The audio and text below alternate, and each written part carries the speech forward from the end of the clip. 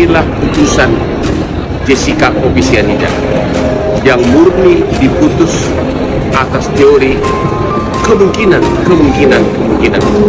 Karena setiap alasan untuk mempidanakan dia bisa ditangkis dengan kemungkinan lain. Contoh, salah satu alasan adalah kenapa hakim yakin Jessica bersalah, karena dia menaruh paper bag di meja seolah-olah untuk menutupi saat dia memasukkan cyanida ke kopinya. Tapi dari segi lain, Hoffman selalu menaruh paper bag di meja karena saya paranoid. Ya, sama juga. Alasan lain adalah kenapa dia buru-buru pesan kopi, padahal temannya pun datang. Sama, Hoffman juga sering begitu.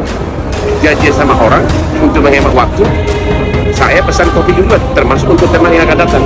Jadi kalau memang itu adalah hanya suatu kemungkinan pandangan, selalu ada two side of the story, selalu ada dua kemungkinan. Maukah kita memenjarakan orang 20 tahun atas sesuatu yang tidak pasti? Maukah kita memenjarakan orang atas sesuatu yang belum pasti? Belum pasti itu kata kuncinya. Kalau dia adalah putrimu, bagaimana? Dia mungkin bersalah, mungkin juga tidak bersalah. Hoffman lain-lain. Dalam kasus Jessica, Mirna meminum racun tersebut katanya ya tanggal 6 Januari 2016 sore. Oke.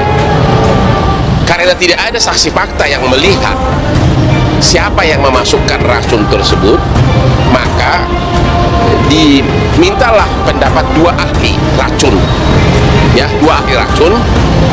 Dan dua ahli racun ini pada tanggal 11 April, coba 11 April 2016 atau 3 bulan sesudah Mirna minum kopi, membuat tes, diteslah ya kopi ini, ya. Sisa kopi ini kan sudah, kalau benar ada racun kan, itu kan sudah 3 bulan di dalam kopi tersebut, oke? Bagaimana dua ahli racun ini mengatakan bahwa racun tersebut sesudah dianalisa, racun cyanida tersebut dimasukkan di kopi jam 16.30 tanggal 6 Januari 2016. Bahkan ada lagi kata-kata kedua, dan pada saat kopi tersebut sudah di hadapan pemesannya, katanya, coba. Ya, itu hanya Tuhan yang tahu. Hanya Tuhan yang tahu. Ya, kalau kita sudah melihat dari segi aspek detiknya, karena sampai menitnya pun dia hitung gitu loh. Ya, karena apa? Kenapa ahli racun tersebut memilih 16.30? Agar sesuai dengan surat dakwaan jaksa, agar sesuai dengan surat dakwaan penyidik, tuduhan penyidik. Karena Jessica sudah ada pada jam segitu di meja gitu loh. Masalahnya 5 menit aja meleset, kopi tersebut belum di mejanya Jessica, karena jam 16.24 tanggal 6 Januari kopi tersebut masih di tangannya bartender, ya.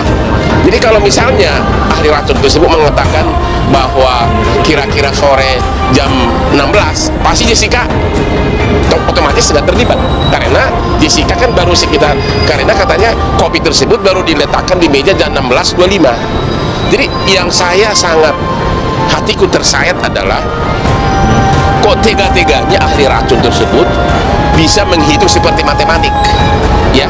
Tapi memang kesaksiannya itu dibuat sedemikian rupa agar dia mengatakan jam sekian racun tersebut diletakkan, karena memang jam segitu bersamaan Jessica sudah ada di meja.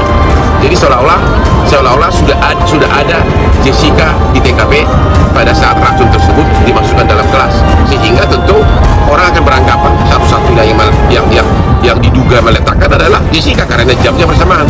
Itu saya protes keras itu, karena tidak mungkin ahli bisa mengetahui jam berapa racun tersebut dimasukkan kalau dia hanya sebagai ahli. Segala Hotman Paris ikut-ikutan segala percuma. Mau lawyer 10 kayak dia juga nggak bakalan bisa menang. Bapak Joko Widodo, dia paling benci teroris, pembunuhan. Mau minta gerasi ngaku dulu dia bunuh Mirna misalnya. Lihat aja, silakan aja coba. Cuman setan sama Jessica. Bagaimana ada orang lain? Bukan soal itu. Apa? Yang masalah kan sekarang ini tidak ada pembuktian Bahwa itu cyanida. material dia memasukkan sesuatu ke gelas itu. Ya memang nggak kelihatan secara jelas. Nah makanya tolong ditayangkan nih Om punya nih. Dia juga masukin sesuatu nih. Bisa nggak? Bisa nggak? Nih. Ti. Ini dia masukin sesuatu cyanida. Ini kita di Polda waktu itu rame-rame sama Pak Tito, ada Pak Krisna. Nah jadi kita potong dulu, ini lagi nunggu. Loading dulu. Kok Pak Tito ikut turun tangan? Pak Tito ngelihat ini justru dia panas tuh. Wah, lu bakalan sidang ini saintifik rame. Dia bilang begitu. Tuh lihat tuh. Nah ini kenapa kita nggak keluarkan dulu waktu sidang? Kita nggak mau dia dihukum mati. Biarin dia keseksa. Kalau bisa seumur hidup, maksud saya begitu. Pakar asuransi belak-belakan soal kasus kopi cyanida Mirna.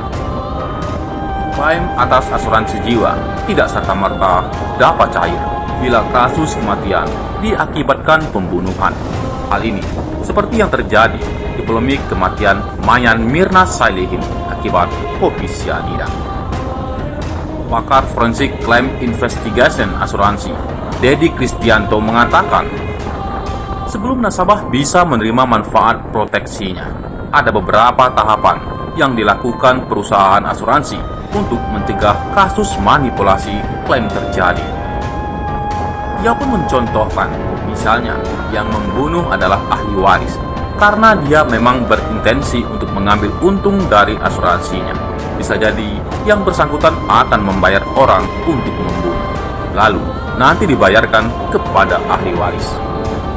Nah, ketika alibinya itu terpenuhi begitu, maka klaim itu tidak akan dibayarkan, ujar Dedi lewat sambungan telepon pada Rabu 4 Oktober 2023. Tetapi, uang pertanggungan bisa dibayarkan apabila pembunuhan tidak terkait dengan asuransinya. Contoh, cekcok, suami istri gara-gara anak, kemudian ditusuk salah satunya meninggal.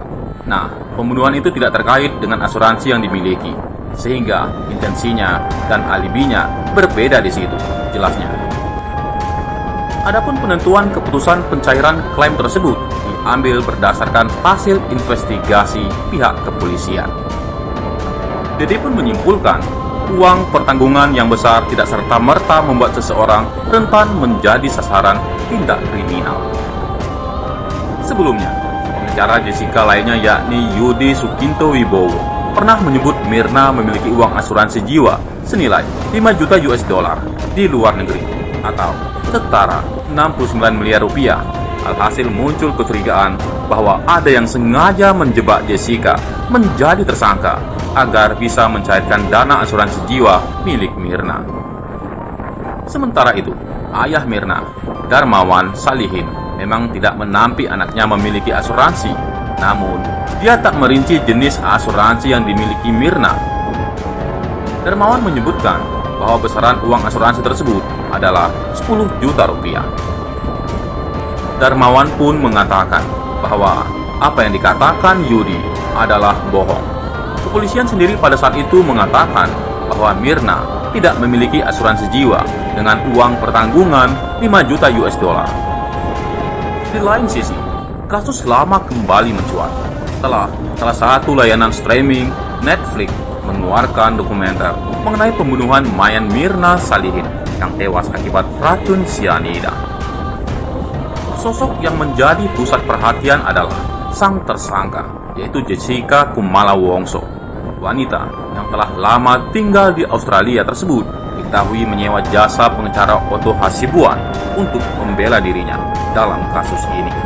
Diketahui, Otto Hasibuan termasuk pengacara Indonesia yang mematok bayaran tinggi untuk siapapun yang menyewa jasanya.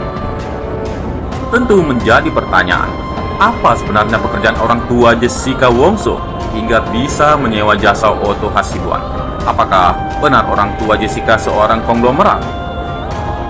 Ternyata, ibu dari Jessica Wongso, Imelda Wongso, membantah dan berkata bahwa mereka bukan konglomerat dan isu bahwa mereka memiliki pabrik plastik adalah salah. Gak benar semua. Anak rantai itu semuanya kerja, makan dari gaji. Hanya itu, ujar Imelda Wongso saat diwawancara salah satu televisi swasta dilansir pada Jumat 6 Oktober 2023. Imelda juga membantah bahwa keluarganya mempunyai pabrik plastik dan menjelaskan bahwa keluarganya punya usaha di bidang plastik. Kita orang keluarga Jessica, bukan punya pabrik. Kita orang agen plastik, jadi bukan pabrik. Yang produksi bukan kita orang, kita hanya agennya saja. Jadi, pabriknya ada bahan apa kita nggak tahu, jelas Imelda lagi. Apalagi, sebelum kasus mencuat pada 2016 lalu, sang ayah yaitu Winardi Wongso sempat mengalami penyakit yang membuatnya tidak boleh terlalu stres. Maka dari itu, keluarga sepakat untuk tidak memunculkan Winardi Wongso ke publik. Memang, Oto Hasibuan memiliki bayaran fantastis. Mengutip dari berbagai sumber, bayaran Oto Hasibuan mencapai angka 2,5 juta US dollar atau sekitar 37 miliar rupiah saat mendampingi Joko Chandra alias Joko Sugiarto Chandra pada kasus pengalihan hak tagih atau Cash Bank Bali pada 2020 lalu. Bagaimana menurut pendapat Anda?